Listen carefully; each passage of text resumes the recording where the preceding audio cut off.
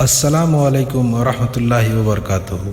मेरे प्यारे दोस्तों, अभी शब बारात की रात आने वाली है, तो हमारे माइंड में, हमारे जहन में एक सवाल आता है कि हमें शब बारात की रात में क्या क्या पढ़ना चाहिए। तो सबसे पहले हम ये जानते हैं कि आखिर शब बारात की फजीलत क्या है। तो अहले सुन्नत की रिवायतों के मुताबिक यह रात यानी शब बारात की रात रहमत, मगफिरत और निजात की रात है। यानी इस रात अल्लाह ताला अपने बंदों की दुआएं कबूल फरमाता है और गुनाहों को माफ़ करता है। शब बारात की रात क्या क्या पढ़ना है, कैसे पढ़ना है, वो जानना है। तो सबसे पहले हमको नमाज पढ़ना होता है। तो जो हमारी मगरिब की नमाज है, ईशा की नमाज है और फज्र की नमाज है, वो हमको जमात के साथ पढ़ें तो बेहतर है। उसके बाद रात में हमें नफिल नमाज पढ़ना होता है। तो नफिल नमाज कम से कम हमें 2 रकात पढ़नी होती है। अगर आपको ज़्यादा पढ़ना है, जितनी ज़्यादा पढ़ सकते हैं आप पढ़ें, वो आपके लिए बेहतर है। कम से कम 2 रकात पढ़ना है। तो जो शब बारात की रात नफिल नमाज है, उसका सुन्नी तरीका क्या है, जो पढ़ने का तरीका है सुन्नी तरीका। तो सबसे पहले हमें नियत करना है, 2 रकात करके नियत करना है नफल नमाज की।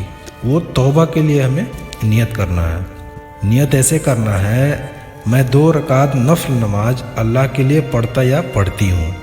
नियत का मतलब होता है इरादा करना, अपने दिल में इरादा करना। तो नियत कि मैंने 2 रकात नफल नमाज अल्लाह ताला के लिए पढ़ता या पढ़ती हूँ शब बारात की बरकत के लिए। उसका तरीका ये है कि हर रकात में सूरह फातिहा और एक बार सूरह इखलास पढ़ना है। जो भी हम नमाज नॉर्मल नमाज पढ़ते हैं वो चीज़ वैसे ही पढ़ना है। नमाज के बाद दुआ और इस्तगफार पढ़ना है। अब हमको 6 रकात नफल नमाज पढ़ना होता है। अगर आपके पास ताकत है तो आप बिल्कुल ज़रूर पढ़िए। जो फर्स्ट हम 2 रकात नमाज का नियत करेंगे वो लंबी उम्र के लिए नियत करना है। उसके बाद हमें दूसरी 2 रकात नमाज पढ़नी है। तो उसमें हमें नियत करना है जो अपनी रिज़्क है, यानी हम जो कमाते हैं उसमें बरकत के लिए नियत करना है। उसके बाद तीसरी जो हम 2 रकात अदा करेंगे नमाज, उसमें आफतों की जो हिफाजत है, यानी कुछ बलाएं आती हैं, कुछ प्रॉब्लम्स हैं, उसके हिफाजत के लिए। उसका तरीका क्या है, हर रकात में सूरह फातिहा, उसके बाद 3 या 1 बार सूरह इखलास पढ़ना होता है। बाकी जो नॉर्मल हम नमाज पढ़ते हैं वही तरीका है। उसके बाद हमको क्या करना है, सूरह यासीन पढ़ना होता है। तो अगर हो सके तो 1 या 3 बार सूरह यासीन पढ़ें। अगर आपको 3 बार पढ़ना है तो फर्स्ट में लंबी उम्र के लिए पढ़ना है। सेकेंड में क्या करना है, अपने रिस्क में बरकत करने के लिए। तीसरी बार अपने ईमान पर खातिमा, यानी जो आपका ईमान है उस पर आप जब इंतकाल करें या मौत हो तो उसी ईमान पे, यानी दीन इस्लाम पे मौत हो, उसके लिए हमें सूरह यासीन 1 बार पढ़ना है। अब हमको क्या करना होता है, हम जितने कुरान की तिलावत करना चाहें उतने कर सकते हैं। जितने आपको मन है, जितना टाइम आप पढ़ सकते हैं कुरान शरीफ, उतना तिलावत करें। ख़ास तौर पर सूरह यासीन 3 बार पढ़ें, क्योंकि ये बेहतर माना जाता है सूरह यासीन 3 बार पढ़ना। उसके बाद हमें सूरह रहमान पढ़ना है। उसके बाद सूरह वाक़िया भी आप पढ़ सकते हैं। ये पढ़ने के बाद अब हमको इस्तगफार पढ़ना है। 100 बार हमको इस्तगफार पढ़ना है। इस्तगफार ऐसे पढ़ते हैं, वस्तगफिरुल्लाह रब्बी मिन कुल्ली जंबी व अतूबु इलैह।